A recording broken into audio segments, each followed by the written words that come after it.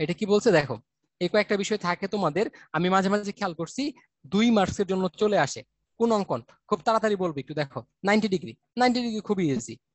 একটা বাহু নিলাম, একটু তাকাইবা সবাই ভালো করে। যে কোনো একটা ব্যাসার্ধ নিয়ে একটা বৃত্তচাপ, এই জায়গায় কাটাটা রেখে আরেকটা সেম ব্যাসার্ধ নিয়ে একটা বৃত্তচাপ। এবার এখানে পেন্সিল কম্পাসের কাটাটা রেখে এই জায়গায় আরেকটা বৃত্তচাপ। আবার এটাকে কেন্দ্র করে সেম ব্যাসার্ধ নিয়ে একটা বৃত্তচাপ, এটাকে কেন্দ্র করে একটা বৃত্তচাপ। যোগ করে দিলে আমি কি পেয়ে যাব? 90 ডিগ্রি পেয়ে যাব। ঠিক আছে, 90 ডিগ্রি আশা করি এটা তোমরা আগেও শিখছো। এখন 90 ডিগ্রি পরে আসবে 45 ডিগ্রি। এটা খুবই সুপার ইজি না? 45 ডিগ্রি আসলে 90 ডিগ্রি আগে অঙ্কন করে নিতে হবে তোমার।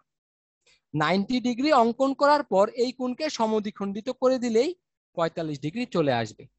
সমদ্বিখণ্ডিত কিভাবে করতে হয় এটা এই পর্যায়ে এসে নিজেদের জানার কথা। তাহলে 90 ডিগ্রি অঙ্কন করলাম, 45 ডিগ্রি অঙ্কন করলাম, সবার কাছে ক্লিয়ার?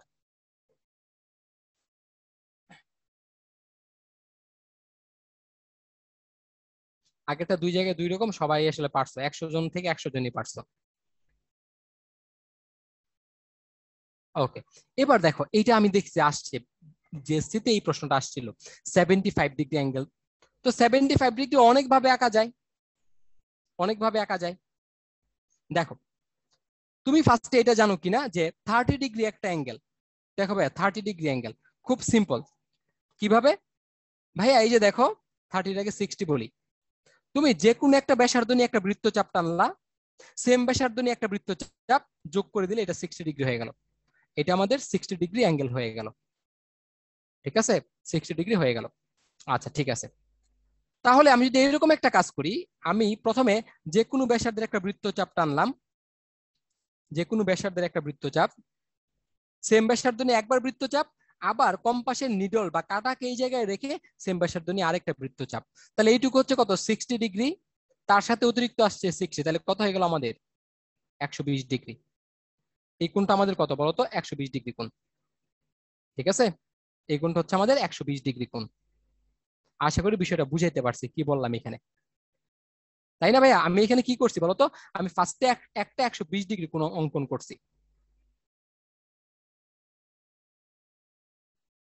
এখন আসো একটু 120 ডিগ্রি অঙ্কন করার পর একটু আগে যে 90 ডিগ্রি অঙ্কন করছো সেটা দিয়ে করি আমরা।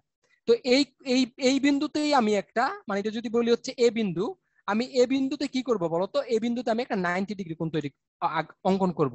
সেটা কিভাবে? যে কোনো একটা ব্যাসার্ধ নিয়ে একটা বৃত্তচাপ টানলা, সেম ব্যাসার্ধ নিয়ে এখানে একটা, সেম ব্যাসার্ধ নিয়ে এখানে একটা, আবার সেম ব্যাসার্ধ নিয়ে, এই যে দেখো একটা 90 ডিগ্রি কোণ এঁকে ফেললাম।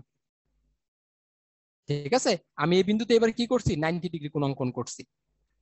এবার আসো 90 ডিগ্রি কোণকে সমদ্বিখণ্ডিত করে দেই। ভাইয়া 90 ডিগ্রি কোণকে আমি কি করে দিলাম? সমদ্বিখণ্ডিত।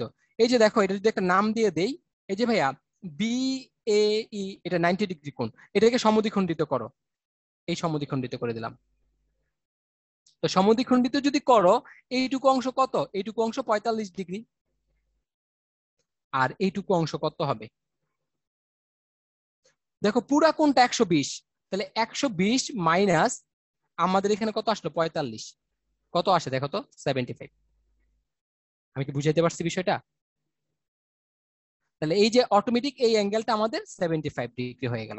তাহলে ফার্স্টে করছি 120 ডিগ্রি কোণ অঙ্কন, ওই একই বিন্দুতে 90 ডিগ্রি কোণ অঙ্কন, তারপর 90 ডিগ্রিকে সমদ্বিখণ্ডিত করছি। তো এই দিক থেকে 45 যদি বাদ দিয়ে দাও, এই বাকি অংশটা, এটা যদি একটা নাম দিয়ে দিই আমরা, ধরো এফ, তাহলে হচ্ছে আমাদের এফ এ সি সমান 75 ডিগ্রি। যদি এটা আমাদের এর জন্য আসে, বর্ণনা দেওয়ার কোনো দরকার নাই, জাস্ট এঁকে দিলেই হবে। সবার কাছে ক্লিয়ার বিষয়টা বলো তো?